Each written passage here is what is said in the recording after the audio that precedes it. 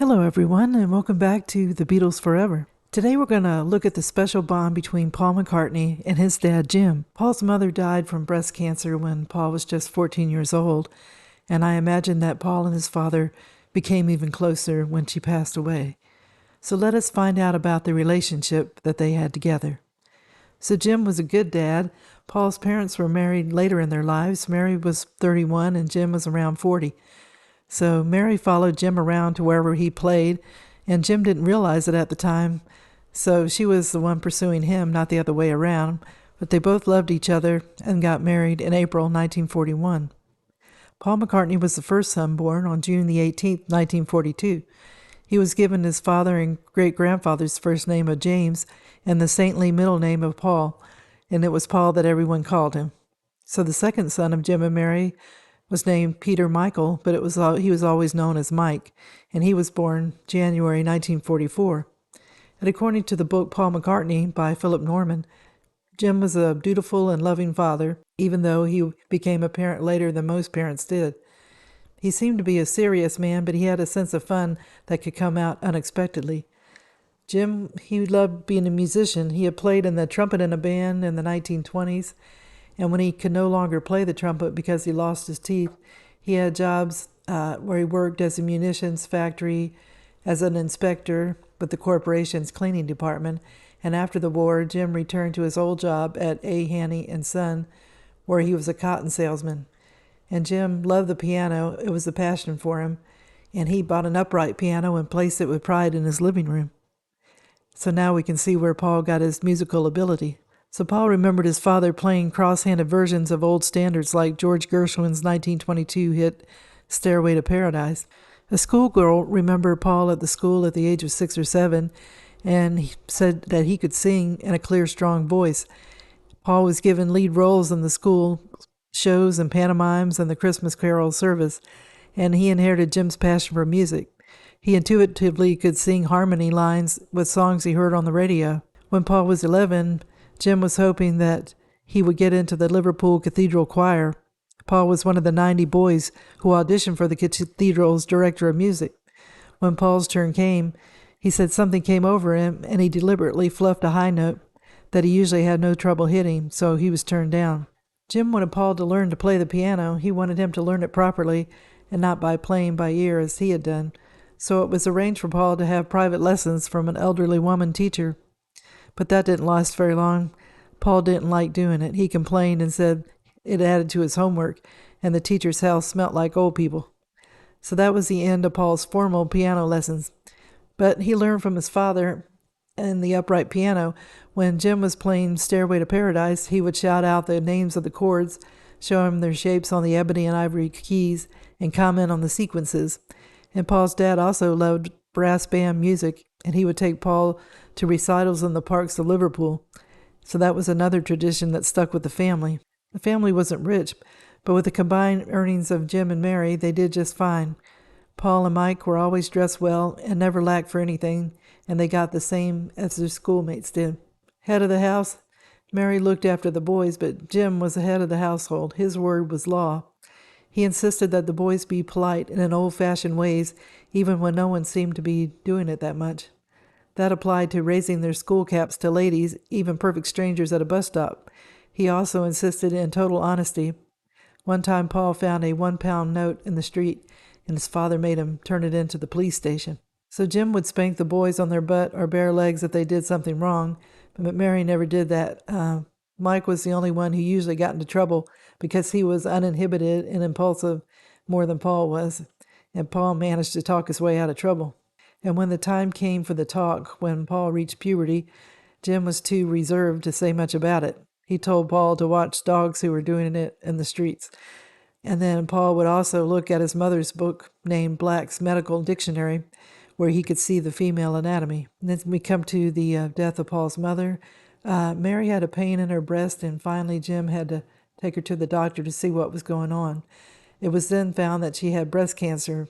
Before she went to the hospital for a mastectomy, Mary had cleaned the house top to bottom, and she also washed and ironed all the boys' clothes and Jim's too.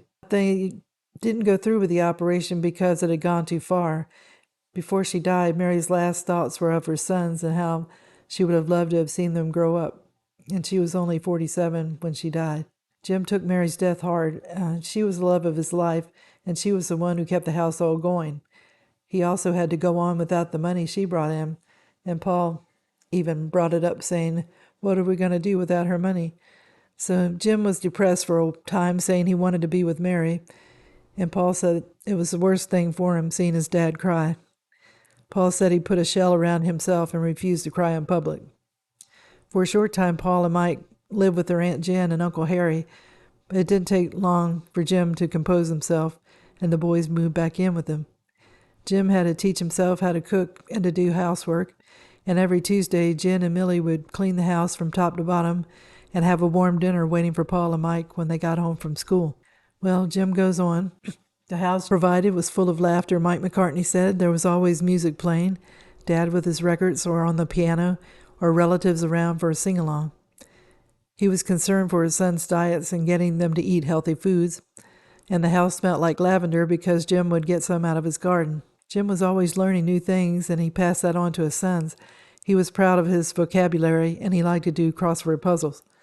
According to the book Paul McCartney, Mike McCartney said, Dad was always encouraging us to make something out of ourselves. When Paul turned 13, his dad gave him a trumpet, and Jim didn't do it thinking that he was getting Paul into a music career. He was thinking that if Paul learned to play the trumpet, he would always be invited to parties. So that was cute. Paul turns professional. Well, once Paul got into the Silver Beatles, he and the group had a job offer in Hamburg. So he would have to go without teacher training, and Jim was disappointed. His mother would be disappointed in him too because she wanted him to rise socially. The job, though, would give him 15 pounds a week, which is more than his dad earned, and most of his teachers too. Okay, Jim signed the paper with persuasion from Paul's brother, and Paul was allowed to go to Hamburg, and this was his first time as a professional musician. So later on, Paul gets Jim to retire. Once Paul became famous, he bought his father a racehorse for his dad. He also told his dad that he wanted him to retire earlier than the age of 65. Jim had worked for A. Haney and Company since he was 14. The house that they had lived in during their childhood was always mobbed by fans, and Jim and Mike were nice to the fans. Some were invited in for tea. But Paul couldn't visit as much as he wanted to because of the fans, so he started to look for a house for his dad and brother. Paul found a place in Heswall, and he bought the house. It was a 4-bedroom detached house with great views across River Dee to Wales. It was a mock Tudor style, and it had 1 bathroom, and there was a half-acre for a garden and a good-sized greenhouses. So this was perfect for Jim because he loved gardening. Paul paid for the house renovations, central heating, and fitted carpets. And Jim had a bank account jointly with Paul. Jim didn't take advantage. The only thing he did was give great tips. 8 years after Mary's death, Jim wasn't really looking for anyone to date. He hadn't been at his new house long when he found a new love. His niece introduced him to Angela Williams. She was recently widowed and had a 4-year-old daughter named Ruth. Angie wasn't concerned about the 27-year age difference.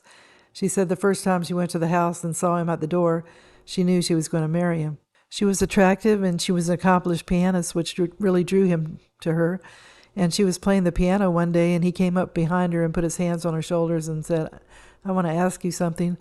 And before he could say anything else, she said yes. So Angie was offered the choice of becoming a resident housekeeper living with him or marrying him, and Angie said for the sake of her daughter, it would be better if they were married. So Jim, he went right away to the phone to call Paul. And Paul hadn't met Angie, but he knew what Jim had in mind. Jim put Paul on the phone to Angie, and Paul said to her, "Well, you sound very nice." And then Paul dropped everything and drove from London to Jim's house. And the daughter, Ruth, was awakened to meet Paul. And Paul was good with kids, and he was talking to her right away. And she was 4 years old at that time. And Jim and Angie were soon married. Paul and Mike were glad that Jim had somebody to share his retirement with. Angie would look after the house, but Jim, he was used to cooking in his years alone, so he still cooked a majority of the time. And then Paul set up a yearly allowance of 7,000 pounds, and Angie was given 60 pounds a week for housekeeping. So there had to be detailed accounts of what was kept and submitted to Paul's office, everything she spent. Example, piano tuner, 3 pounds, Ruth's dress, £4. Jim never learned to drive because he could never afford a car, so Paul provided a small car for Angie to drive his dad. And notes were taken there too, how much gas was gotten, every toll paid, and Angie tried to keep Jim's extravagant tipping under control. Jim would give his money to his large family circle in Liverpool who might need something, but they didn't want to ask Paul directly. And Jim tipped his doctor £300 every Christmas, and one year the doctor said he wanted to buy a color TV, so could he please have double the amount? What a gall that was, but Jim gave it to him. So I'm going to end the video here. I thought I could wrap this video up in one episode, but there's more to learn about Paul and his dad, and it's been interesting to find out how close they were. It seems that Paul got his love of music and love of learning from his father, and we could thank Jim for teaching Paul about the piano and the trumpet and music in general.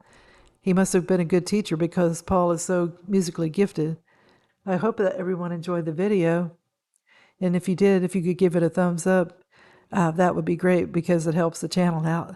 I wish everyone a good day, and tune in again soon for another episode of the Beatles Forever. Thank you. Bye.